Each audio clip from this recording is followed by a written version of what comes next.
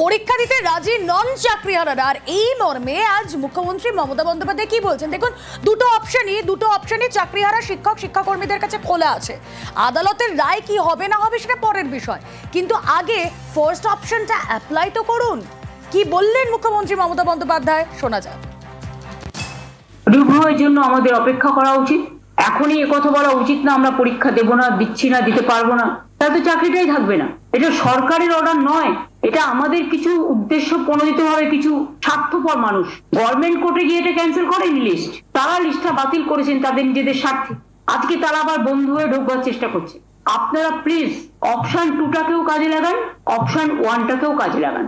Option 1 যদি হাত থেকে বেরিয়ে যায়, তারপরে যদি অপশন 2 রিভিউ করে আমরা যদি বিচার না পাই, তাহলে কিন্তু আপনাদের আর সুযোগ থাকবে না চাকরিটা ফিরে পাওয়ার। আমরা চাই আপনারা চাকরি ফিরে পান। সুপ্রিম কোর্টে গরমের ছুটিটা শেষ হওয়ার পরে আমরা রিভিউ পিটিশনটা নিয়ে আবার রেজ করব। আপনারা স্কুলে যাচ্ছেন যান, ডিসেম্বর পর্যন্ত তো অলরেডি সুপ্রিম কোর্ট বলেই দিয়েছে মাইনে পাবেন, আর তার মধ্যে আপনারা পরীক্ষাটায় বসুন।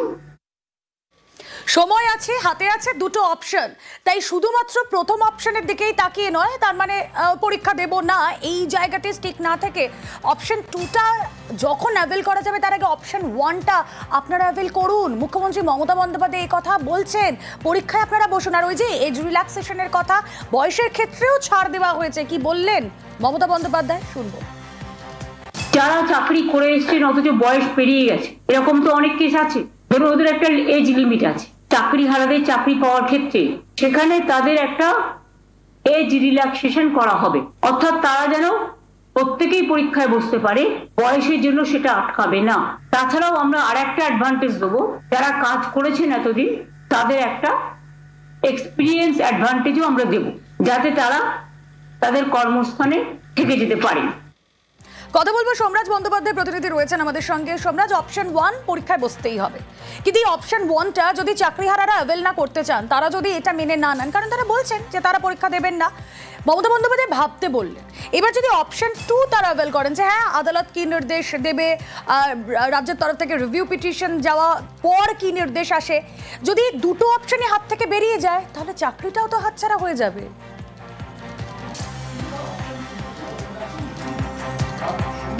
একদমই, দেখো সেই জন্য কিন্তু মুখ্যমন্ত্রী মমতা বন্দ্যোপাধ্যায় আজকে স্পষ্টভাবে আবেদন জানিয়েছেন চাকরিহারা শিক্ষক শিক্ষিকা এবং শিক্ষাকর্মীদের জন্য যে দুটি অপশানই তারা সঙ্গে নিয়ে চলুন। একটি অপশান অর্থাৎ দ্বিতীয় যে অপশান, সুপ্রিম কোর্টে রাজ্য সরকার যে রিভিউ পিটিশন করেছে, সেই রিভিউ পিটিশনের প্রেক্ষিতে সুপ্রিম কোর্টের তরফে কি রায় আসবে সেটা কিন্তু রাজ্য জানে না। সেক্ষেত্রে কোনো কারণে যদি বাতিল হয়ে যায় তা এবং চাকরিহারা শিক্ষক শিক্ষিকারা যদি তারা পরীক্ষা না দেন, তাহলে কিন্তু তাদের কাছে কোনো অপশন থাকছে না। সেক্ষেত্রে ডিসেম্বর মাসের পরে তাদের হাতে কিন্তু আর চাকরি থাকবে না।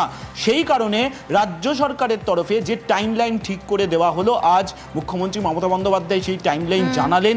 সেই টাইমলাইন মোতাবেক যাতে চাকরিহারা শিক্ষক শিক্ষিকারা এই নিয়োগের জন্য আবেদন করেন, তোমাকে যেটা বলছিলাম, তাদের কাছে কিন্তু একটা বাড়তি সুবিধা আছে, এক্সপিরিয়েন্সড অ্যাডভান্টেজ। অর্থাৎ এসএসসি যখন নিয়োগ বিধি প্রকাশ করবে, সেখানে একটা বিষয় উল্লেখ থাকছে, যেটা হচ্ছে শিক্ষকতার অভিজ্ঞতার ওপর নম্বর। কত নম্বর থাকবে, কতটা তারা এই নিয়োগ প্রক্রিয়ায় ওয়েটেজ পাবেন, সেটি অবশ্যই বোঝা যাবে বা স্পষ্ট হবে যখন এসএসসি নিয়োগ বিধি জারি করবে। কিন্তু এটা কিন্তু চাকরিহারা শিক্ষক শিক্ষিকাদের কাছে বা শিক্ষাকর্মীদের কাছে একটা অ্যাডভান্টেজ বা সুবিধার জায়গা বলাই যায়। তার কারণ যে নিয়োগ বিধি তৈরি করা হয়েছে রাজ্য সরকারের তরফে, মুখ্যমন্ত্রী মমতা বন্দ্যোপাধ্যায় একটা বিষয় আজকে স্পষ্ট করেছেন সাংবাদিক সম্মেলনে, যে এক্সপিরিয়েন্সড অ্যাডভান্টেজ দেওয়া হবে। অবশ্যই বয়স সীমার ক্ষেত্রে ছাড় দেওয়া হচ্ছে, সেটা সুপ্রিম কোর্টেরই নির্দেশ ছিল, তার কারণ অনেকেরই বয়স পেরিয়ে গেছে। তার সাথে রাজ্য সরকার এই চাকরিহারা শিক্ষক শিক্ষিকাদের জন্য এই সুবিধাটা রেখে দিল। সোমরাজ, নজর থাক, এই বিকল্প পথ খোলা রয়েছে, দুটো অপশন রয়েছে। চাকরিহারারা এখন তারা কি সিদ্ধান্তে উপনীত হন। বাতিল প্যানেলের সঙ্গে অতিরিক্ত শূন্যপদ, 20,000 অতিরিক্ত শূন্যপদ তৈরি করলো রাজ্য। কোর্টের নির্দেশে 24,203 বাতিল পদে নিয়োগ, একই সঙ্গে 20,000 নতুন পদেও নিয়োগ। নবম দশমে 11,537 নতুন শূন্যপদ, আর একাদশ দ্বাদশে 6,612 নতুন পদ। অ্যাডভার্টাইজমেন্ট যেটা করা হবে 24,203, যেটা হাইকোর্টের অর্ডার অনুযায়ী ডিম টু বি ভেকেন্ট হয়ে আছে। যদিও তারা কাজ করছেন, তারা কাজ করে যান, তারা ডিসেম্বর পর্যন্ত মাইনেতে কনফার্ম করেছে সুপ্রিম কোর্ট, আমরা তো অ্যাপিল করেছিলাম। সুতরাং তারা বেশি চিন্তা না করে তারা তাদের কাজ করে যান, আর আমাদের কাজও আমরা করে যাব। আরো অ্যাডিশনাল আমরা কিছু ভ্যাকেন্সিস ক্রিয়েট করেছি। ক্লাস 9-10 চাকরিহারাদের নিয়ে 23,212, ক্লাস 11-12 চাকরিহারাদের নিয়ে 12,514, গ্রুপ সি 2,989, গ্রুপ ডি 5,488। তাহলে total vacancies propose to be file 44,203।